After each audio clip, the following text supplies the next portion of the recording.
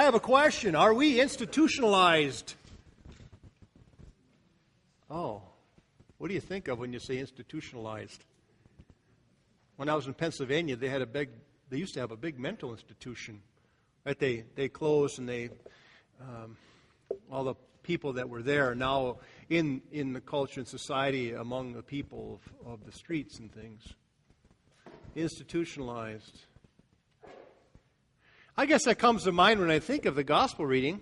When the chief priests and the elders come to Jesus and ask him what authority he's got. We have a vetting process, don't we, for candidates who are to become leaders. We find out a little bit about them, background checks and previous contacts, references, those kinds of things. For presidential election, it's even more involved than that. Very involved, fine-tooth comb involved. And so we understand the process. Why do you have authority? Why are we giving you this authority? Why are we bestowing this upon you? And should we? And that's always a question, isn't it? And then after the person comes into power, sometimes what they do may be contrary to what they said they were going to do, or their way of doing things before. Possibly they've changed their minds. Maybe it's the pressure of the office and the people. We don't know. We don't know. But the process of asking why is an important one. The Pharisees, the chief priests, the elders also had their process. And we understand that. Who gives Jesus his authority? They didn't. They didn't give him authority. Did the government? Probably not, because he talked against government every once in a while when the government was oppressive and didn't treat the poor kindly, or when culture was not speaking to the poor very compassionately. They had their ways. But we know that authority comes in many different ways, doesn't it? Power comes in many different ways. And sometimes the two are intertwined, authority and power. Right? We have social power, which is probably benefiting the good of people around us, the culture, society, the community. We have personal power, which can go either way. It can be egotistical. It can be my authority to rule over you people, to subdue the nations, to check out everything, and to be the all and end all, the micromanager, to do whatever benefits me. Or you can use personal power to benefit others. And we look at Jesus and we think, what kind of power does he have? Who gives Jesus his authority? Well, the answer, obviously, God gives Jesus the authority. How is that translated to the chief priests and the people? How do they know, actually, that God gave Jesus this authority? After all, Jesus worked contrary, oftentimes, to what they were taught, what tradition taught them. And so they came into question. Well, it wasn't us. Maybe we're not even sure it was God. But at the same time, Jesus had people who believed in him. Jesus asked them about John the Baptist.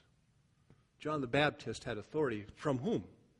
Well, obviously the people. Otherwise, the Pharisees and chief priests would have said differently. But they were afraid of the people because the people thought John was a prophet.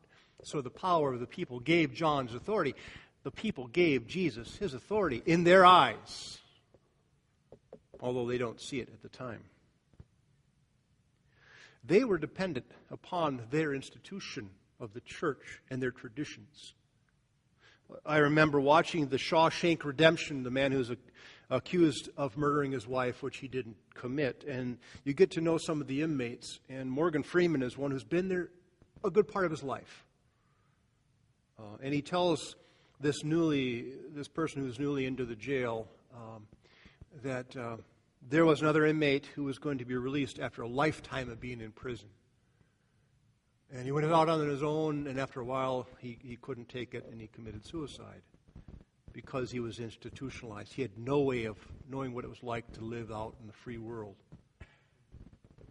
We often think, if you go to animal shelters or preservations or places where they rescue animals, especially young animals that have been taken at a very young age and have not really learned to hunt and to be out on their own in the wild, it's almost dangerous to let them out because in some ways they wouldn't know how to fend for themselves. we would hope their instincts would take over, but not always, not necessarily. Because they become institutionalized and they've learned only one way of living and they haven't learned to be who they are fully. And people are the same. Are we institutionalized in Trinity's traditions and culture? In some ways, yes. Are they all good?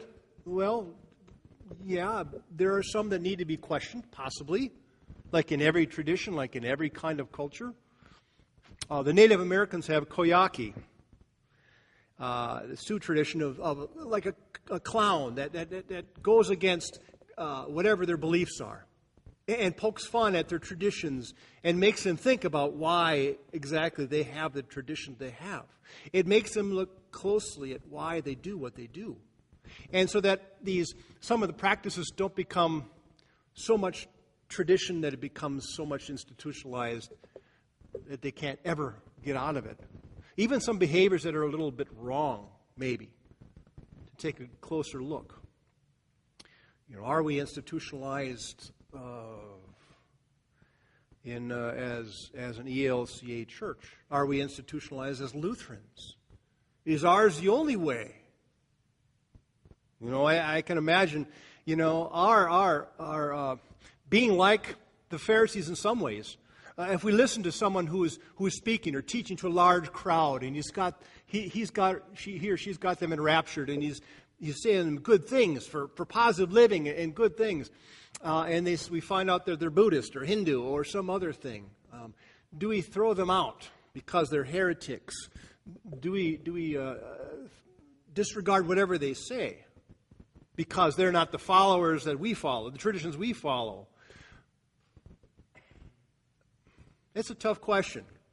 It's a tough question we all have to ask ourselves. Jesus was going against the norm.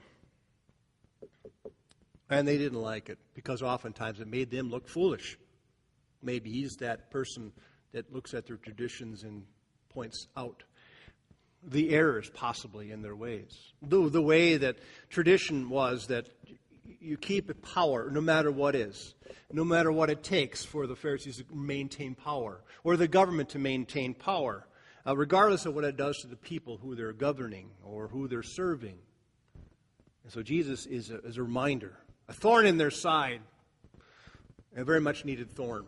And we find out the disciples aren't much better than the Pharisees and elders because if you recall, Jesus, they're going along and soon the disciples say, look, they're healing in your name. Should we stop them? And Jesus said, why would you do that? They're preaching in my name. Just because they're not in our particular group, don't chastise them or stop them. They're doing good things for the community, for the culture, for the people. We have government authority. We have academic authorities who know things. We have spiritual authorities. All different kinds. In seminary, learning about power, or in a church congregation, we know that there's formal and informal power in any congregation. And oftentimes, if you've got an idea or someone has an idea, oftentimes you approach the council, the governing body of the church, and you bring your ideas. But also what you want to do is talk to the people that you know have an influence, a say, someone who's not particularly on council or any boards, because they have some informal power, some authority, right? If they have a member who's been here their entire lives, or they have a sense of really being committed to the work of the church, or they know people and they have a relationship with people, and they kind of know what's best for people and what's best for the community. You talk to people like that too. You find out if something will fly or not. Oftentimes, informal power people are more influential, maybe even than the pastor who comes in. And that pastoral authority is tricky business too, because we don't come in and change things right away.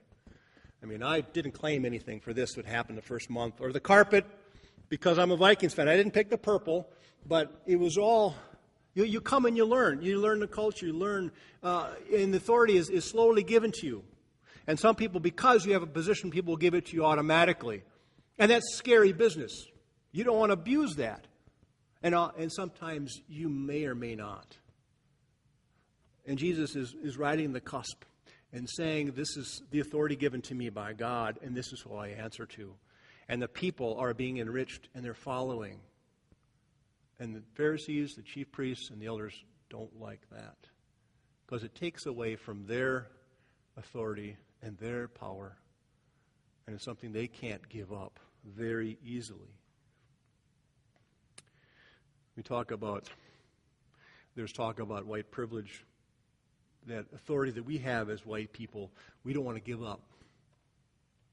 And that's hard for us to do because it's just who we are, what we've learned.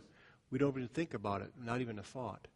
We went to the play Hamilton yesterday in Chicago, and we saw the cast of characters. George Washington was played by an African-American man. That's not right. I mean, really? But it was done beautifully. The story was told, black and white and Hispanic and actors and actresses on stage portraying this melting pot of America, and whether it was all white back then or not, the story was told, and very powerfully so. Did they act with authority? Well, we all loved it. We all learned something from it. We were all moved emotionally by it. And we all learned something of the history of our states, of who we are, and the blood, sweat, and tears that went into it from some people all acting together for the common good.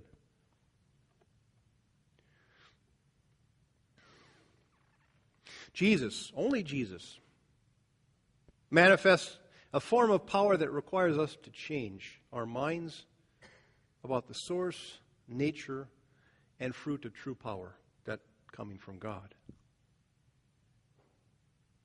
Our question is, can we discern the nature and source of the powers that hold us in thrall? Is it from God? Is it something else? And we balance with that, and we question that daily. And we ask each other in confidence, am I on the right course? Am I doing this strictly for me? Is this something good for all? Will I benefit someone other than myself for this?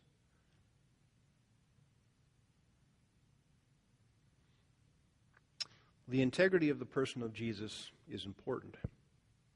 And yet the people have seen and heard Jesus they've heard of him by visually being there and hearing him, or they've heard by word of mouth about him. And they've accepted that. He's done marvelous things for people and without seemingly needing anything positive feedback for himself. He acts with humility and grace, not like a typical leader might. In some cases, he takes himself out of the equation and lets them know that he's doing this through the power of God, through the witness of God, through the authority of God who grants it to him. And he does wonderful things. His ego is not stroked. He's not a typical leader. He knows who he is.